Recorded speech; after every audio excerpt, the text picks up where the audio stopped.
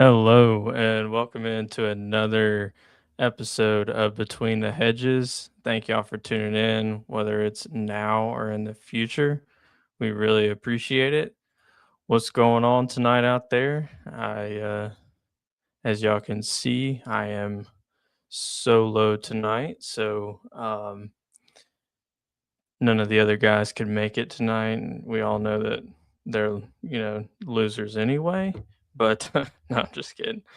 But I love them. But I'm just gonna be going at it tonight. We have a jam-packed show tonight, so I don't want to waste a whole bunch of time or airspace. I've got plenty to go over, and it plenty that's exciting.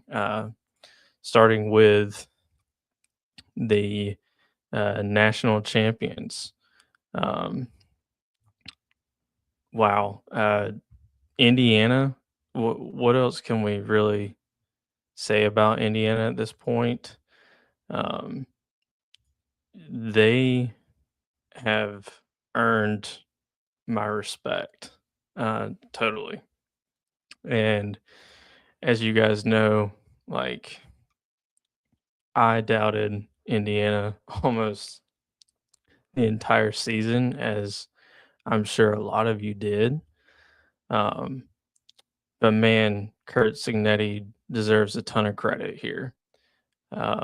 He's built a winning machine in just under 2 years. I mean, it's been what, right at 48 months, less than 48 months since he took the job, and they're national champs already. Um, that in itself is incredible. And um, I don't think that I can say enough or do enough to give him the flowers that he deserves. Um, he has, forever cemented himself as a champion now, even though he did it, as an assistant under Saban.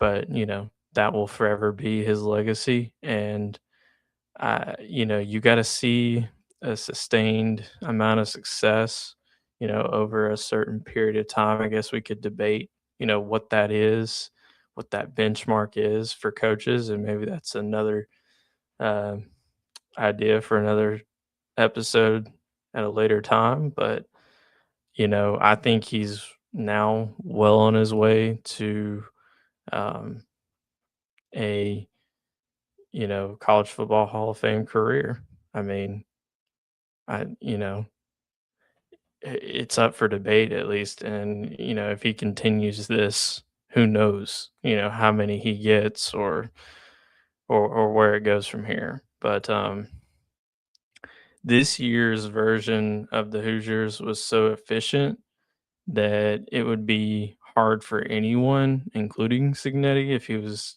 sitting right here with me. He would tell you it'd be hard to replicate. Um, that was quite possibly the most efficient team ever, at least offensively. Um, not the best team ever, but they're in the discussion. I mean, they went 16-0. They did something that's only been done 3 other times in the sport's history. So you have to have that conversation now. You have to have that debate. I think they fall just short of the greatest team, greatest season ever, but um, I'm here for the comments. If you guys have any, feel free, shoot them my way. Shoot me any questions, I'll answer them. But yeah, I think they fall just short of best team ever, best season ever, but they're right there. Um, I picked against these guys when they played Oregon, when they played Ohio State, when they played Bama, and none of that went well for me.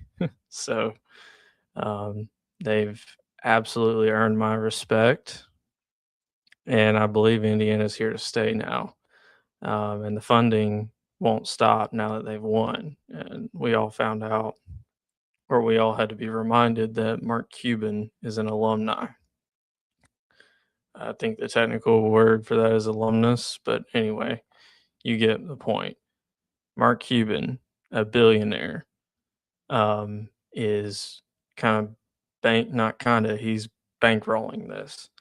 And if that's the case, this team's they're going nowhere. I mean, they signed the number one portal class um, this cycle, and if Signetti can get these guys to assimilate to the culture and be, I won't say as efficient as this past season, but close. I mean, they're gonna have a chance. They're gonna be right there. Um, Preseason, they should be, one of the favorites, and Vegas, is already reflecting that. They have one of the shortest odds to repeat and win it all next season.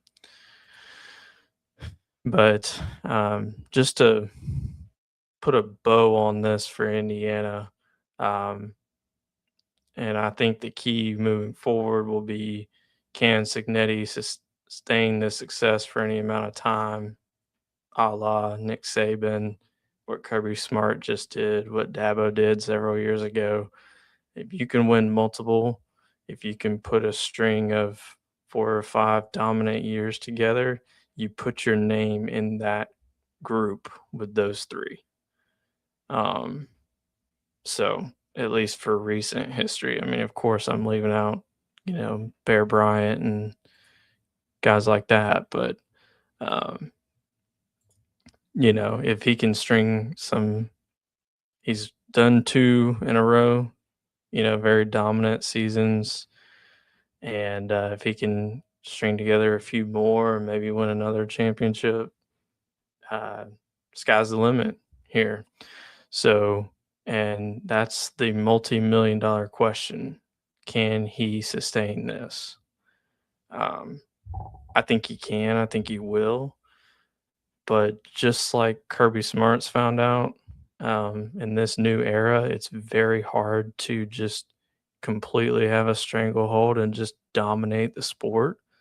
So this feels a lot like Georgia's 2022 back-to-back national championship, where you're at the top of the sport, you just went undefeated, and now it gets difficult. Now Georgia was able to repeat. I'm talking about the second, you know, this isn't a repeat for Indiana, but this does kind of feel like Georgia's 2022 national championship team, where 23, I expect Indiana to be right back there, but maybe one small detail cost them the repeat. Who knows? Um, but I'll be tuned in, watching closely, and giving Indiana a hell of a lot more of a chance than I did this season. That's for sure. um, Now moving right along here. Ooh, we don't want that. Too close.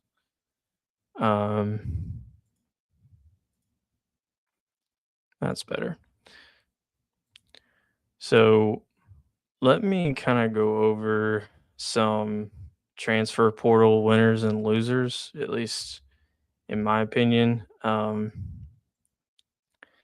Easy winners, will start with the champs, uh, Indiana. They signed the number one class. They had 17 transfers in, 10 out. Overall, best index score. They gained 3 4 stars. They gained 4 3 stars.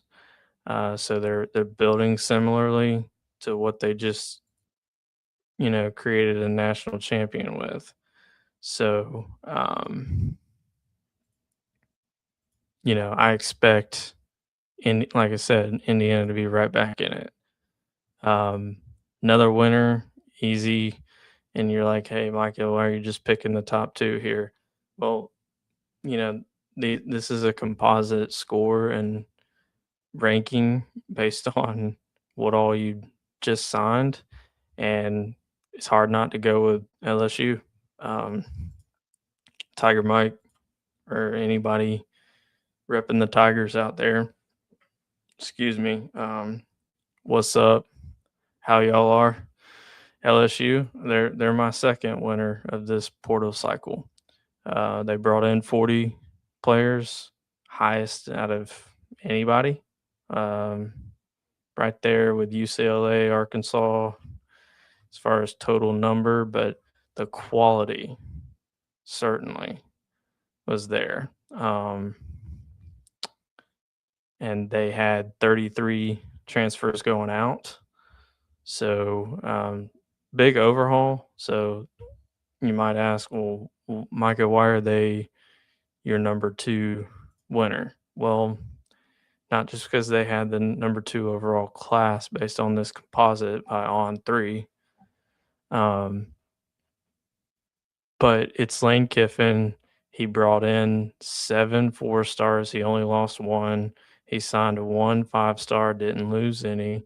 So the 4 and 5 stars on the roster stuck around, and he added to them.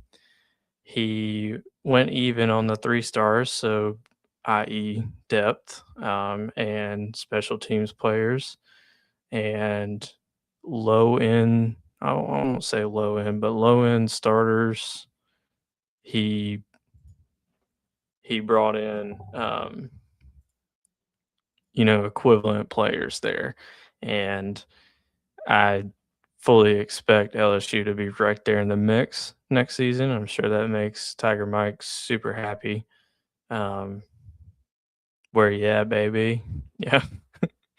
He I know he's starting to get super pumped up. We're probably gonna have to pump the brakes on him a little bit starting next season. But when I talk to him again, he can watch this back again. But when I talk to him again, I'll let him know, hey, LSU had a really good portal. Let's see what if Lane can get this team to gel. It did take him a couple of years in Oxford, so let's keep that in mind. I'm not saying LSU national championship or even getting there. So let's just pump the brakes there. But they are my second portal winner. My third portal winner, and this you may say, well, this is a cop out. Not really, but it's the whole state of Texas. I mean, Texas Tech, Texas A&M, Houston, their neighbors, Arkansas, even Texas. It goes on and on, but almost the entire state of Texas, every team landed a top 10 portal class, with Texas being the 10th one. Houston's probably the biggest surprise in the top 10. They landed the 7th ranked class, and I only say that because now they're in the Big 12. They are a Power 4 team, and they've got the resources like these other Texas schools do. And, we better watch out for Houston next season. I think they make a splash similar to Texas Tech, but maybe not quite a playoff run, but I think they're in the mix. That they had a very, very good class this time around. So yeah, those are my 3 winners. Again, Indiana, LSU, the whole state of Texas with all that freaking money behind it. Y'all get it. That's the state of college football, whether we like it or not. Losers, clear losers. Iowa State. And that was expected because you lose your coach to Penn State, and he takes literally every serviceable starter with him to Penn State. So that's self-explanatory. They're at the bottom of these rankings as well. Same thing with Utah. Utah loses Kyle Winningham, which I think is huge. I think Utah probably takes a big step back. Maybe not this year, but next year, you'll start to see the effects of Whittingham going to Michigan. And then my third loser would be North Carolina. I mean, what are we doing? Really, what are we doing? Bill Belichick, probably greatest football coach of all time. I mean, not even probably, he is. And boy, what a snub that was that he didn't get to be a first ballot Hall of Famer for the NFL. That's absurd, first of all. Um, but coming back to North Carolina, his his tenure so far, now going into year two. I know it's only year two, but just very underwhelming.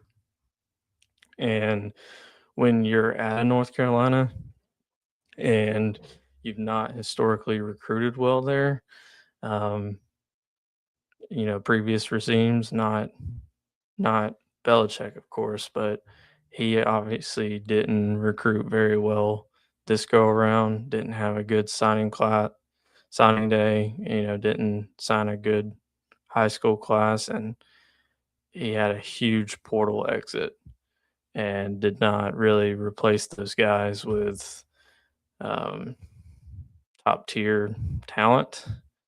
And yeah, they're they're my third loser here. As far as like a few teams here in the middle, and that you would go down to the middle of these transfer portal rankings, and you'd be like, those teams are in the middle, but I feel like not. I feel they certainly improved their rosters. The first of which is our hometown dogs. Kirby had the what was it 40 no 53rd ranked class. We had 8 transfers in, 14 out. Now that's more. You're like, well, Micah, you lost, Georgia lost 6 players. Yes. Um, this is all at the 3-star level. So this is roster management. This is getting some bad NIL money off the books, if you want to call it that, and depth. So those guys that weren't playing as much, didn't really contribute to this year's team, they're out, and we brought in a few more that actually will contribute next year. Um, so Georgia definitely improved their roster, and I was happy to see that. Next is Bama. Bama came in a little bit higher with the 46th ranked class, with 18 transfers in and 23 out. Um, Again, like Georgia, most of theirs, all but 2 of these aggregate numbers, 18 in, 23 out, were at the 3-star level. So again, just letting some of those guys go that didn't play very much, that didn't contribute, bringing in guys that you think can contribute, renegotiating, NIL to fit the budget better. And Alabama, the only difference is between Bama and Georgia, Bama had 1 4-star in, 1 4-star out. And the 4-star out was the wide receiver, Horton, I believe. So that will be a big loss for them. But I fully expect DeBoer to have, plenty of offensive talent coming in. He signed a good high school recruiting class, and so did Georgia and Smart. So, you know, these teams build through recruiting and supplement through the portal. And so their rosters certainly improved, Georgia and Bama so far. My third team that improved their roster that was right in the middle is Penn State. I mentioned them earlier. They got Matt Campbell from Iowa State and that was a huge, huge hire for them. I think Penn State, their schedule is very favorable next season, and look out because Penn State is going to be transformed overnight. This team will look much different next year, and it won't take much time for everything to gel there because basically you're taking Iowa State starters and you're bringing them to Penn State, and there's going to be continuity similar to Signetti in his first year, bringing all those guys from JMU up to Indiana. So watch out for Penn State in the Big Ten. I don't think they stay down for very long. So enjoy it while it lasts. All right. um, and that's my transfer portal winners and losers after the portal officially closed, even though it just means you had to be in it already. You can still be undeclared to a school, but you can no longer declare for it. Um, and I put air quotes on it because we all know that really it's whatever these kids want. They can do pretty much anything they want these days. So, but that puts a bow on that. We don't have to talk about that as much moving forward because whoever's in there will pick schools. We can talk about that, but there's no more new names. There's no more new movement going on there. I'd like to transition to something next, and I kind of saved the best for last year, so it's going to be fun. Let me take a pause for a quick drink. Um, this is what I call what's next for college football, and I'm really excited about this. I spent a little bit of time thinking about it recently. I know some of you have probably seen Josh Pate's um, college football schedule proposal. Um, I largely agree with that. I think it would be the model that gets the most support. Um, and if I had to guess, it will get a lot of traction. And what we see in college football moving forward may mirror this, pretty closely. Um, but in other better news, right? Um, the college football playoff is staying at 12 teams. Thank God. Thank you, Big Ten, for having the worst idea in the room, which is the 2014 playoff, which would be disastrous for the sport. That's by far one of the worst ideas that I've heard for sports in a while.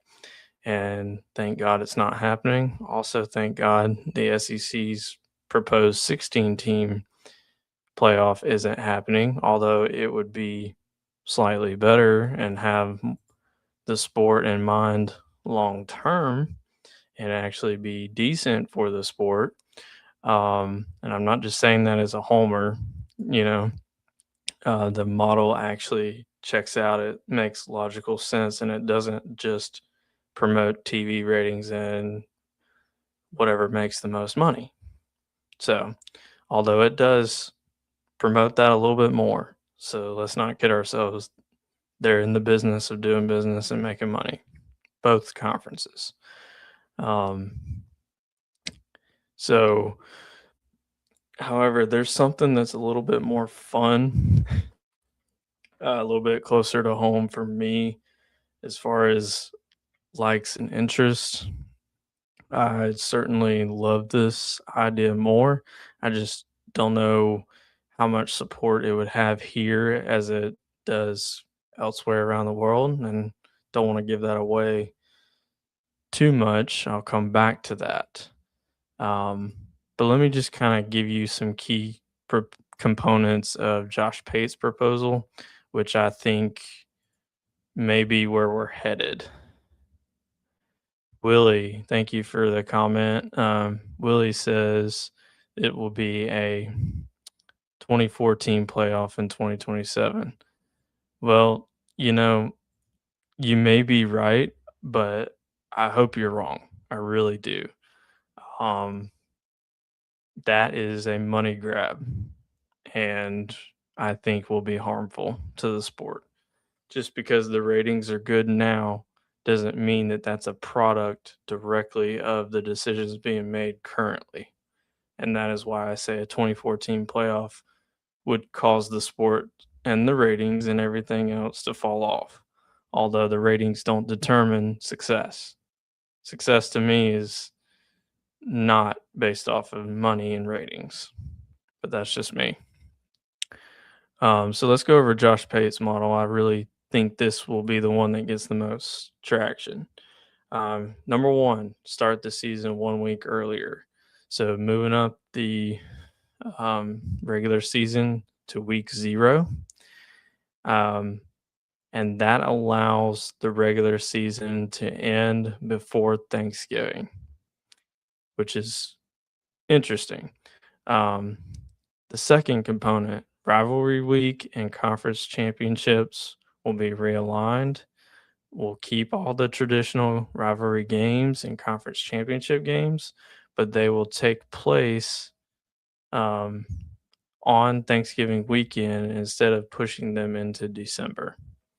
So I really like that. I really like having your conference championship game that weekend. That's already a great weekend for college football. Um, so I really like that. We're 2 for 2. Revitalize the bowls during conference title weekend. So this same weekend, Thanksgiving Day weekend, there will be 6 bowl games. Call it the New Year's 6 if you want. I don't think it'll be those bowls, but it could be. Um, those 6 bowl games on that same weekend as conference title games that matter for playoff data, giving teams a final chance to make their playoff case right before Selection Sunday later that weekend. Now that's awesome. I really like that. Um, it's twofold. It'll protect, bowl season.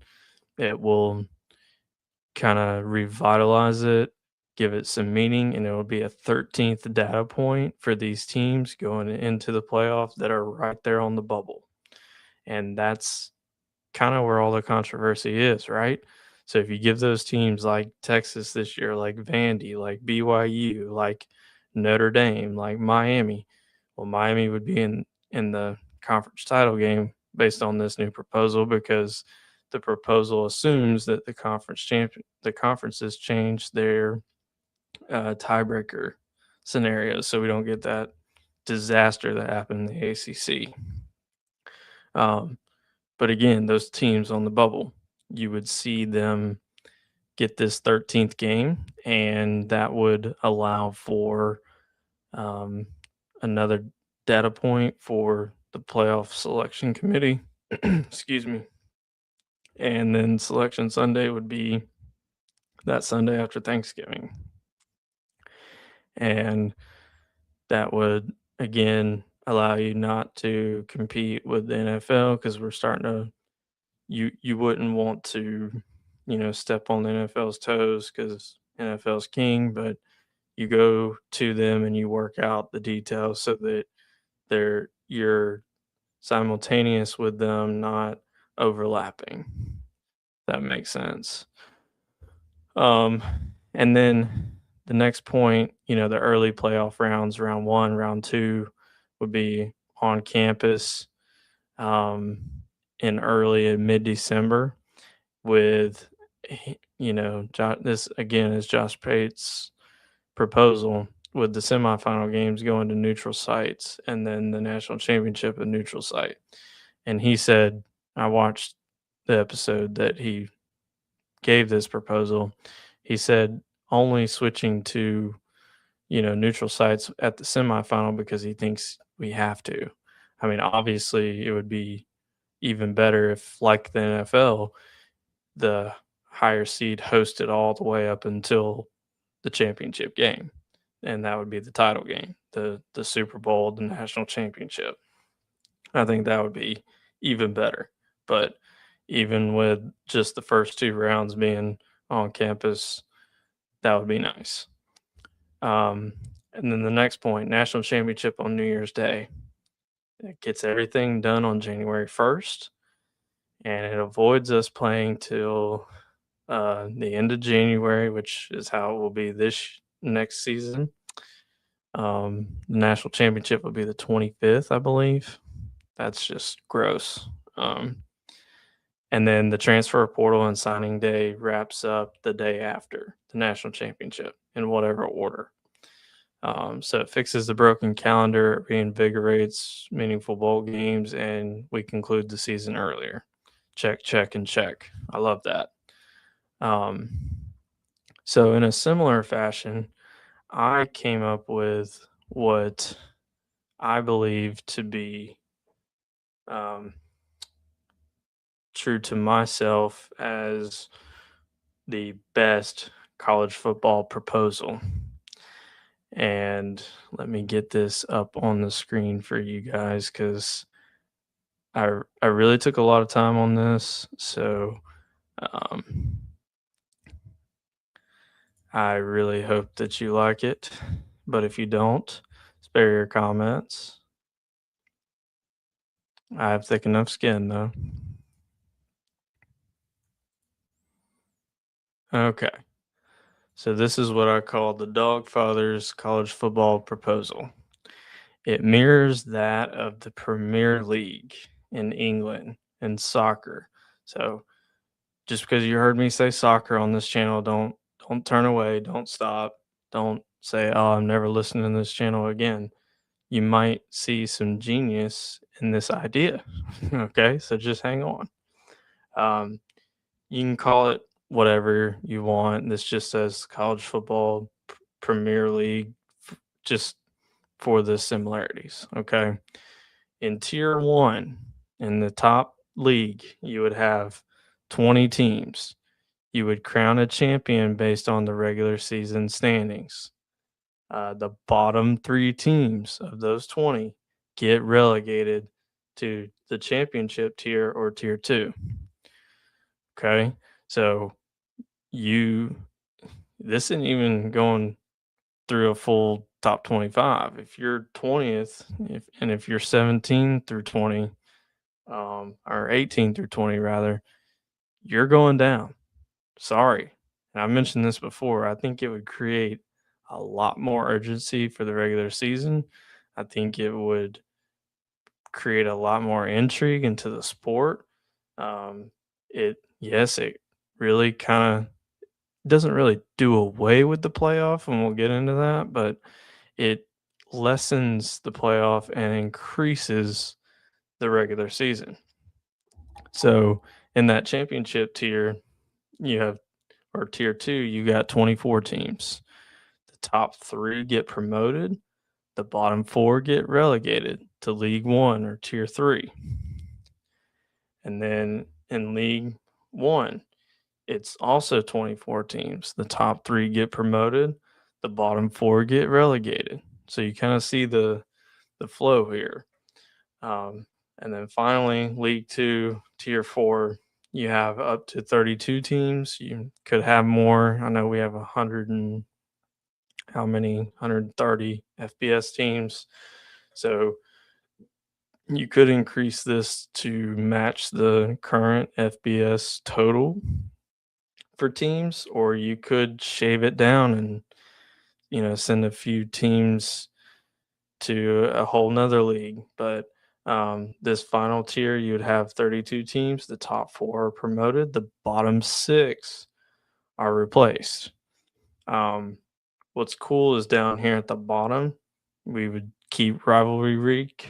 You would have non-conference games throughout the season, keeping, um, the pageantry and the tradition of rivalry week. Um, say that a few times fast. And you would have a shared TV revenue amongst the whole league, all tiers. So you can keep your conferences so that you can have non-conference rivalry games, but the shared TV revenue is equal for every team in each tier. So that's key because the money drives it all, right? Um, Another cool thing, the schedule for each team would be 19 games. The table, obviously determines everything. The champion of each league is the first place team.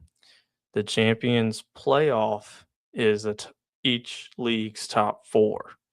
The relegation, the bottom three teams go down, obviously.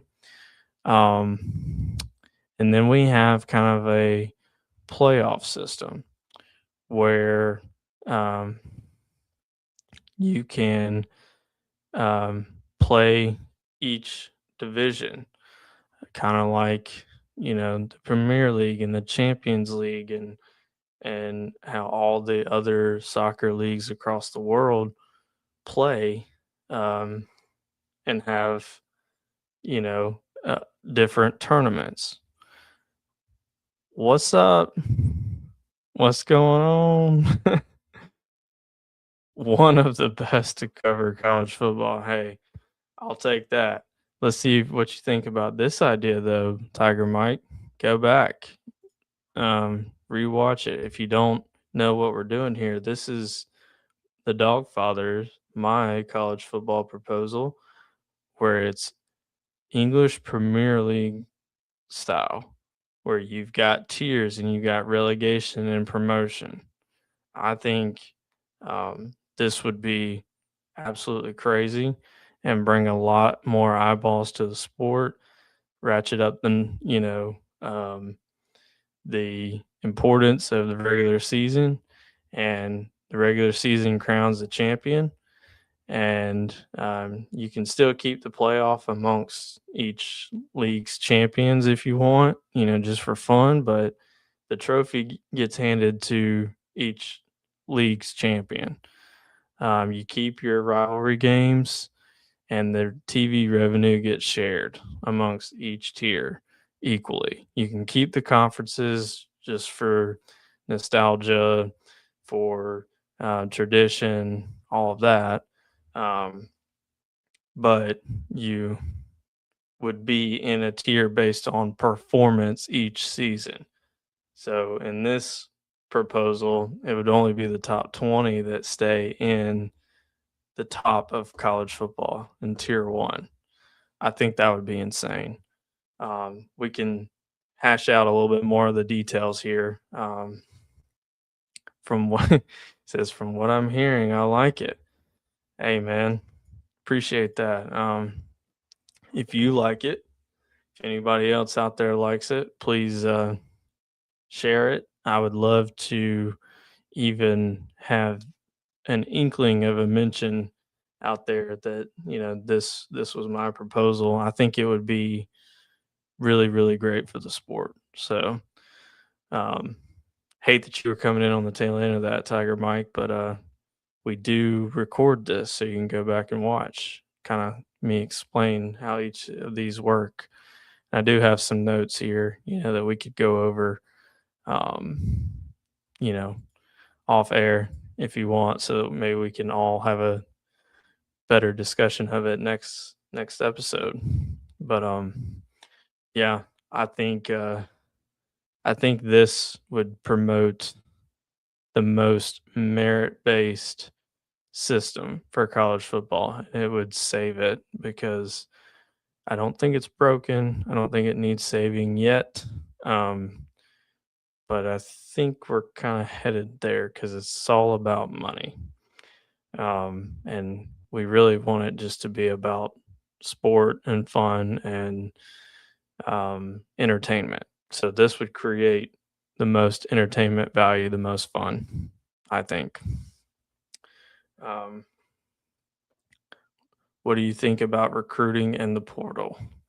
Well, kind of did a portal and recruiting update just a little bit ago. But real quickly, I I think I didn't really get into this a whole lot, so I'm going to do it now.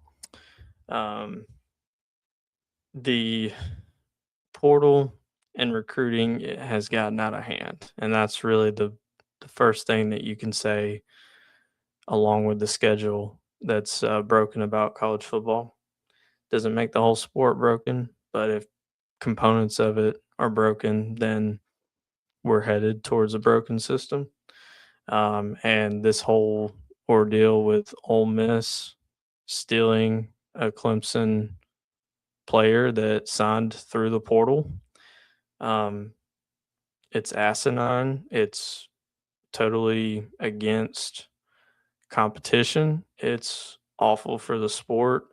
It's um, it's a it's just wrong in every way. I'm totally on Dabo Sweeney's side about that. Um, he said, "My bad." Not my bad. I just, I really don't think that that we have a sustainable model if we're going to. Ooh, that's a little big. Um, I don't think we have a sustainable model if we're going to, allow coaches to directly text players who have already signed with other teams and steal them.